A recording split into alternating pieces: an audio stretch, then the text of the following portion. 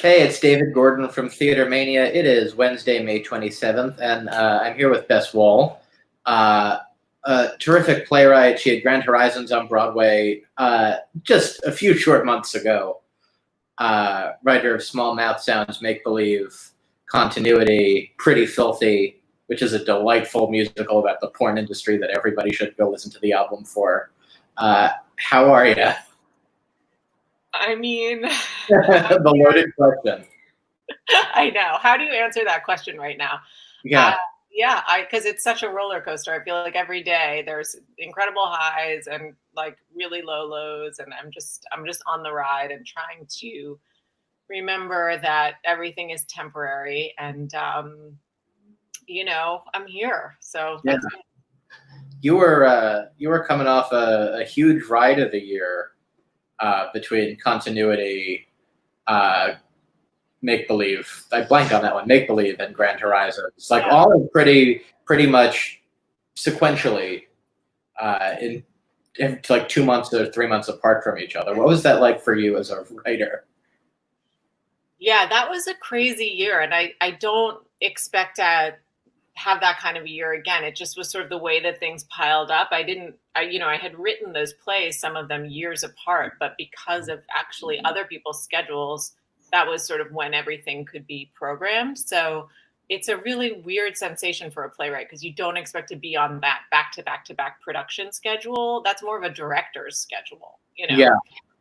Because even when things are grouped that tightly together, even when you're not in production on something, you're in a casting conversation on something, or you're, doing a workshop or in auditions, so it was just like constant production stuff all year. And it was strange. It's not the rhythm that I'm used to. It was great. It was amazing to get to see all those plays done. And I think I kind of am still processing the things I learned from working that much in that way. What did you like? Can you talk about that? Like, what does a playwright learn from seeing 3 of their plays produced back to back like that? Oh, wow. I know. It's hard to, it's hard to put into words all the things that you learn, but I mean, it's from the minute, like my sort of opinions and taste in casting. It's like when to pick a battle and when to let something go. Like what are the blocks of a production that really determine what it will be. I mean, constantly, I feel like as a playwright in production, you have a vision in your head of what you thought the play was. And then you're sort of revising that vision in your own brain as new elements are coming in. And some of them are these amazing, delightful surprises. And some of them feel like, oh, no, that's not what I thought this play was. And so it's sort of trying to constantly find, at least for me, to find my own compass and understand when something has veered off in a good way, when something has veered off in a not good way. Because sometimes as the writer, you don't even know. And then also what are the things that matter in terms of speaking up if it's not quite what you thought? And what are the things that won't really make a difference in terms of the final production? Can I let that go? Do I pick that fight? Those are the things that I'm constantly wondering in production. That's so interesting. I never would have thought of that. Yeah. And these are with like the best collaborators in the world. These are like the directors I had the fortune to work with in the past year: Rachel Chavkin, Lee Silverman, Michael Greif. Like, it doesn't get more amazing than those people. Yeah. Ditto the designers and the actors that I worked with. So it's not because they're not doing their job. It's because I have such a specific idea of what I thought the play was. And then the whole process is trying to translate that and also remain open to the things they bring to the table that are way better than anything I would have thought of, which are a lot of things. Were these productions close to what you had envisioned when you were sitting down to write? Like, Grand Horizons is closed, but I still don't want to give away the end of Act 1. But to talk about it in complete unspecific language, did the end of Act 1 of Grand Horizons, in which a lot of stuff goes down, look on the stage when it was staged by Lee Silverman and designed by Clint Ramos the way that you had envisioned it when you were putting pen to paper? That really did. That strangely, there's a big, I guess, what would you call it? Like a set effect at the end of Act 1. And that was something that I just sort of, I didn't know as I was writing the act that I was going there at the end of Act One. It just sort of happened on the page as I was discovering the play myself. And I really love those moments as a writer where you're sort of offering up a challenge to one of your collaborators, like, let's see how you do this, whether it's an actor or a designer or a director. Like, I sort of feel like I plant those in my plays. Like, Oh, wow, that's really cool. Really hard for somebody to figure out, but also really exciting because, because I've been lucky enough to work with so many great people, they rise to the occasion. And Clint, I mean, he really knocked it out of the park with that.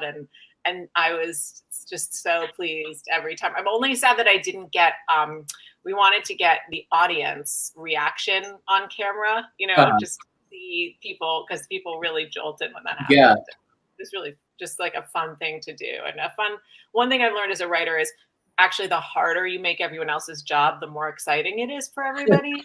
Well, because it makes everybody just like rise to the occasion. It makes like a designer figure out, well, okay, how am I going to do that? Totally.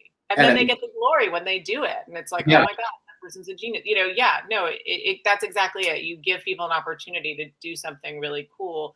And so I think one of the biggest adjustments I've made as I've written more plays is to go from being like a problem solver to a problem creator. Yeah. And that was definitely in that vein. Where does Small Mouth Sounds fall in that? For the people watching that don't know, it's a play that's mostly silent. It takes place at a silent retreat. It's such a great play. Oh God, I love that play. Oh, thanks. Well, it's a similar thing, right? I was trying to create a difficult challenge for other people. And in that case, the challenge was, can we do a play without talking? Can actors communicate who their characters are without really having very much dialogue?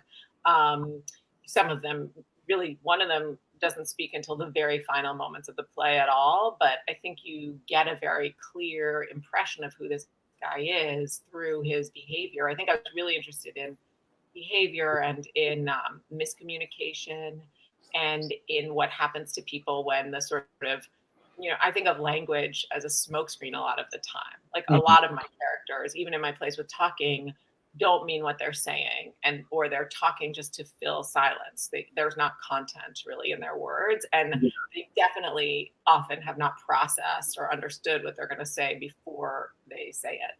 Yeah. So I was sort of interested in what happens when you remove that tool from people. And so it was that same thing of like, let's come up with a challenge. And what I did in that play was the text of the play starts with all of these character descriptions. Like everyone gets like a page and a half of a just like bio of their character so that they enter the play knowing who they are, even though they don't have anything to say. So that was fun. Do you outline it like that? Like, did you do a similar outline of like character bios for Grand Horizons, or did you let the text speak for itself and then the actors come in? No, it's funny. After Smallmouth Sounds, I had a minute where I thought like, maybe I'm going to be the playwright who writes. Like maybe that'll be my thing. But I just, no, that was only necessary because they didn't have dialogue. And actually I'm kind of allergic to telling actors too much about, like this character is Riley funny. And so, like whatever, like I'm not interested in those kind of character descriptions because it must be more fun for you as a writer to watch someone like Michael Urie or Jane Alexander or James Cromwell, who's just 17 feet tall. I know. He's so tall. Yeah, just figure out who these people are. Yeah, no. Why would I give them a bunch of adjectives? Right. Well, I'm not. I was much more interested. I'm always there if they have a question and I can be helpful. But I think part of what's exciting about playwriting is that rub between your intention and the interpretation. What are you working on anything right now, or are you just sort of in quarantine mode with your family? Yeah. I am. I'm working on a couple things, which feels crazy because, everyone keeps saying like it's going to be a long time till theater's back, and obviously, but I'm just still doing it because I feel like I've entered this sort of weird, emotionally abusive relationship with theater where, like, because it's unavailable right now, I desire it more, you know, sort of like. I know what you mean. I'm the opposite, but I know exactly what you mean. Really? You're the Yeah. opposite. It's funny. I'm finally catching up on like the TV that I wanted to watch that I couldn't because of the champagne problem of seeing theaters, night after night. Sure. But are you like watching the streaming stuff?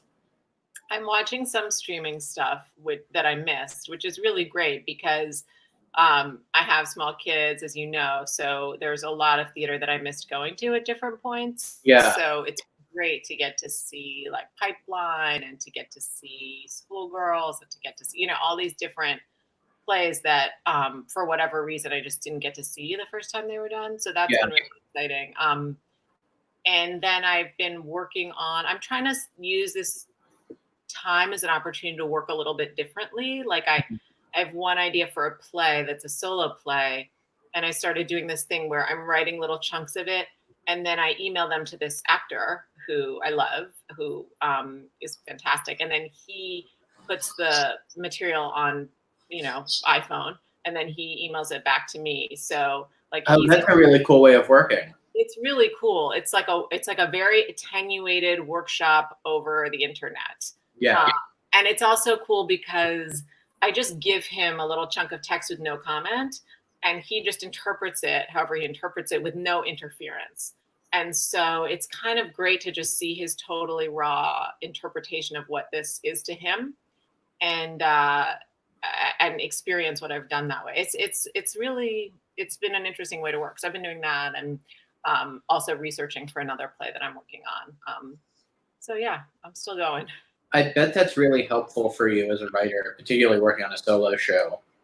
Yeah. Just to have someone read the words, since a solo show just amounts to a gigantic monologue. Mm-hmm. Anyway, I guess. Yeah. Nice to hear that.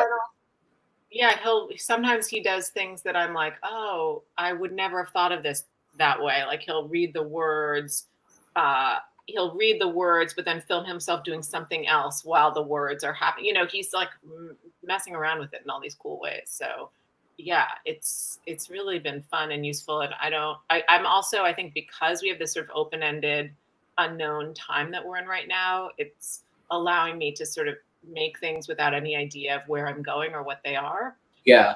After being in production where there was such a sense of, on this date, people will be watching this and interact together. It's kind of nice to be, nice. I don't want to sound Pollyannish because it's a terrible time for everybody, but I'm trying to find some value, I should say, in working that way, just a little with a slightly more open-ended idea of what the piece will be.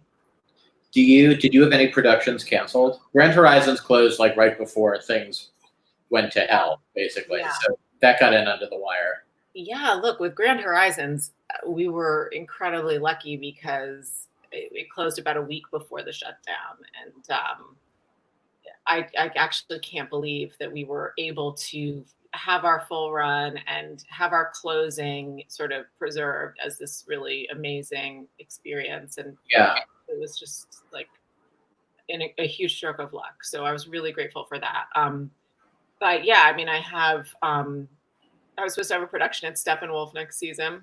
Mm-hmm. It's gone. So that was a real bummer. New play or one of the old ones?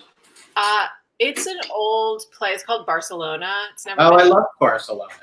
I forgot that you were at Barcelona. I saw it at the Geffen years ago. Right, exactly. Yeah, with Betty Gilpin. Yeah. Yeah, she's so great. So that was supposed to happen at Steppenwolf. Caroline Neff was supposed to do it. Oh, cool. That was did a reading of it, or did they do a reading of it already on one of the streaming sites? Yeah, Play Per View did a reading. Yeah. Yeah.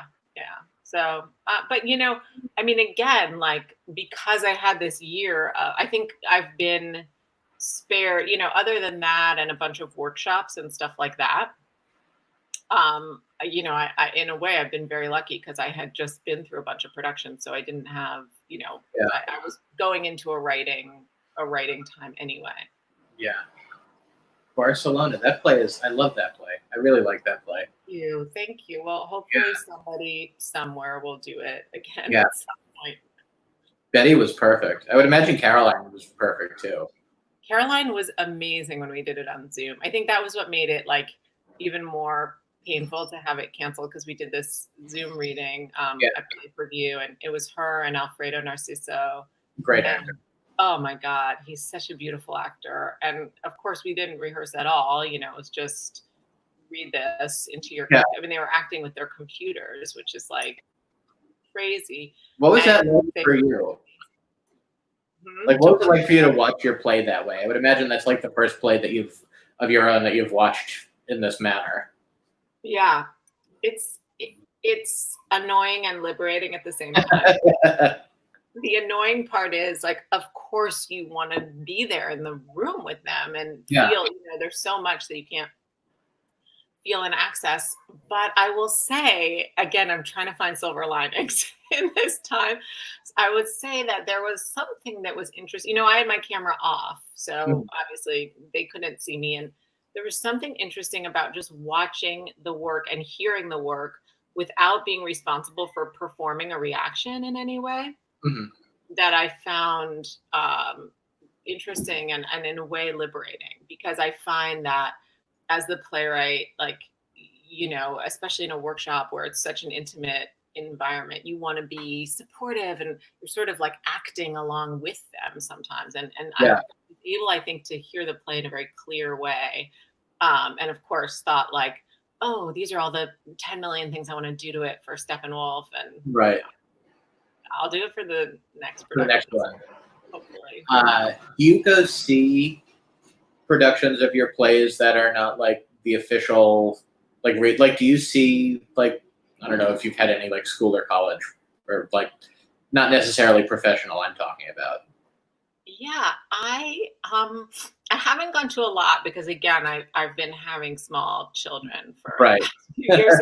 It kind of there's a lot that I've wanted to see. Like, for example, Smallmouth Sounds was done a lot here and, you know, like in America and also internationally. And I went to one production of it in Stockholm. Oh, that's interesting. Really interesting to see your play in a foreign language that you don't speak. I mean, that play has a lot of silence, but it also actually has a lot of text. Sort of like one of the secrets of that play is how much, I mean, there's like a giant series of monologues. They just spoken by an offstage character.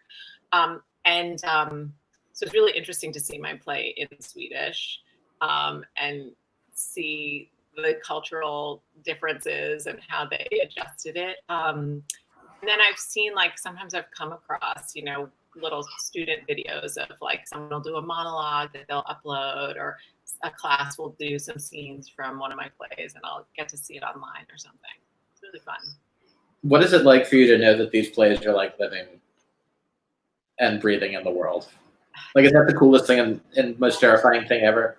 Yeah, it's really cool and scary at the same time. Yeah, I mean, it's really beautiful to think actually of people who are, it's like a multiplying effect, going sort of a ripple, you know. I think like that's kind of a metaphor for everything we do. Everything we do has a ripple. So it's nice to imagine the play sort of rippling out there and hopefully touching people's lives in different ways. I mean, that's kind of the point of doing it. So I would say there's a shred of terror, but mostly really cool. Do you see yourself writing a play about what's going on in the world now, or do you, 10 years from now, think you're not going to want to touch this? You know, it's so interesting. I've been seeing stuff like on Twitter where people are snarking about like there's going to be all these COVID plays. Right. I don't know if you've seen that. And I'm like, yeah. Could you guys at least let us like write the plays before you start like, snarking about them? Like, right. In my head explode. They might actually be good. They might be good. Like, could we at least have the material exist before we tear it apart? Like, I just am tired. We've gotten to the point where everybody's so bored they're just making fun of concepts now as opposed to the actual thing. Right, they're like destroying things that haven't even been made yet. Totally. We've gotten to that point in isolation. Exactly. It's so brutal.